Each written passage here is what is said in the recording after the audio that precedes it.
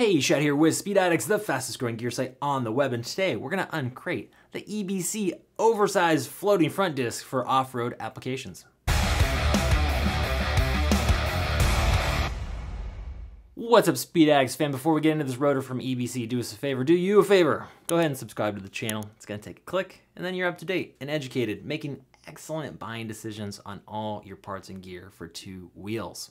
Also, if you'd like to support us here at speedaddicts.com, you could do so by simply shopping with us, and there'll be a link in the description below. In case you're not already over at Speed Addicts, it'll get you there and show you the full collection of EBC braking components, including rotors, oversized, standard, clutches from EBC, the whole gambit. We've got all the gear you need too, so you need a new set of apparel, a new helmet, yours is tired. Go ahead and pick one up, you deserve it. Okay, EBC, a leader in aftermarket braking components based out of the UK. They have two production facilities. One of them in their original global headquarters in jolly old England, and then another one in Ohio. Nowhere else. So you can count on them handling production, design, quality control under one of their two roofs and getting a very high-end product in front of you. I've used EBC for going on a few decades now, and Speed Addicts has been an authorized EBC dealer since we opened our doors, digital doors, I guess that would be, in 2003. So we have a lot of experience with this product personally and as a business, and you can count on that EBC quality. The rotors are actually all made in the UK, whereas a lot of their brake pads are made in Ohio at their friction factory. Clever, EBC. The rotor itself that we're going to be talking about today, they have several options for off-road bikes. This option is called an oversized option, and it's an upgrade over your standard fixed one-piece rotor. This is a two-piece floating rotor with rivets. This is going to handle a more demanding riding situation, racing, or just somebody who wants the best, because when you have a floating rotor, it can handle higher temps, and it's going to give you more stopping power, around 30% more, claims EBC, over that fixed rotor on the front of your bike at the moment.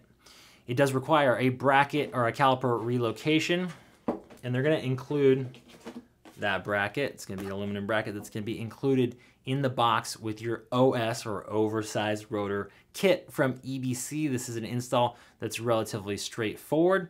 Okay, you're going to relocate that caliper. You're going to mount this onto your wheel, and there you have it. You got more braking power with the floating setup.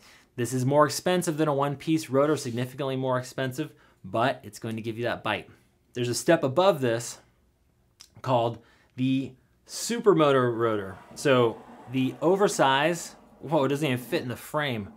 Maybe producer Matt can zoom us out so we see this whole thing. 280 millimeter, and then we've got 320. We got the big boy over here on the left. Okay, so this is really specialized for people pushing the limits, and it's going to give you the absolute maximum stopping power, but it's kind of overkill for most situations, in my opinion. In fact, I have Supermoto wheels on my KTM EXC 500, and just to keep things simple out of the gate, I left a fixed, like, contoured EBC rotor on it. I didn't even go to the oversize, and it's not a racing application, but canyons, you know, weekends, and that simple fixed rotor did pretty good for me before I needed to upgrade to the OS, and I've never even run this mega Supermoto rotor. This is really kind of a racing application situation. I don't think you could push a bike hard enough, well, I guess you could on the street, without getting in trouble to require this much braking out of the front of an off-road bike.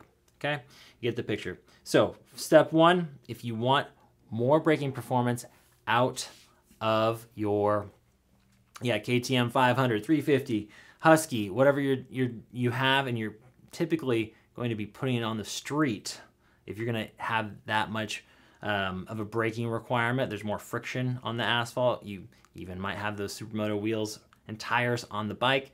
This is my recommendation. If you're racing, then maybe you consider that full-on Supermoto upgrade, and we have a video on that one as well.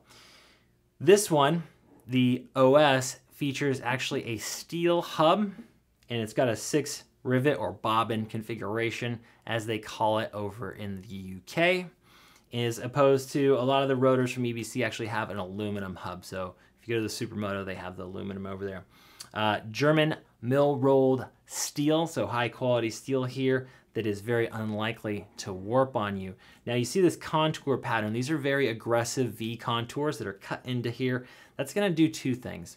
Number one, it's gonna help the rotor clean out, as are the slats here, but it's also gonna help it cool. And when you remove that surface area, you actually get a tighter bite on the remaining material. So it actually increases the ability of the caliper to grab and stop you faster, which is kind of counterintuitive. You think more material would give you more stopping power, but it is the opposite. So contoured, self-cleaning, German mill-rolled steel, it's the good stuff. It's going to last you a nice long time. I recommend pairing this with some of their MXS racing front pads. The centered ones from EBC would make a good setup with this. Don't go with the organic or the carbon pads. They're not made for this sort of a performance. Step up to the centered. That's a metallic pad that's going to give you the right bite on this oversized rotor. If you got questions, what part number is right for your bike? Which option should you go with? Talk to our rider support team about the type of riding you're doing, your requirements, and they'll help you find the right part for your vehicle and the right type of rotor in the EBC catalog to suit you. That's it for today. We'll see you next time to find out what's in the crate.